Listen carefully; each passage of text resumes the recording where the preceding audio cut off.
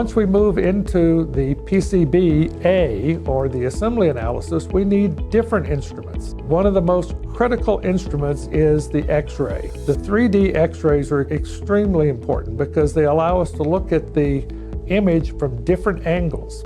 This is important because if we look at the light and dark areas, the dark areas mean there's greater mass, and that mass indicates solder.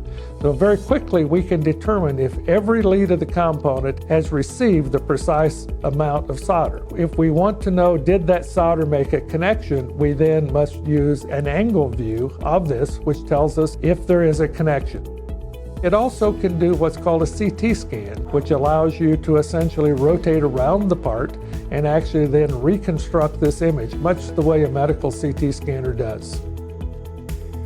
If we find an issue with the X-ray, then you need to remove and replace the part. This requires very specialized equipment, typically a device called a BGA repair station. In the picture shown, you're looking really at a bottom terminated part with what we call castellated leads. Essentially, it's the pads of the PCB of the component must make an attachment to the pads of the PCB itself.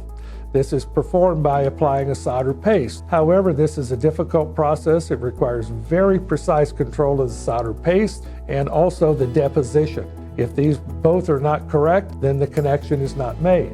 In which case, if you look very carefully at the image, you should be able to spot a connection that did not properly solder. If that happens, then it takes a specialized device called a BGA repair station. This device removes and then very carefully places the component back, allowing you to properly solder the component and properly position. This is a quick overview. We hope you'll visit our website for more detailed information on each of the tests that I've briefly described.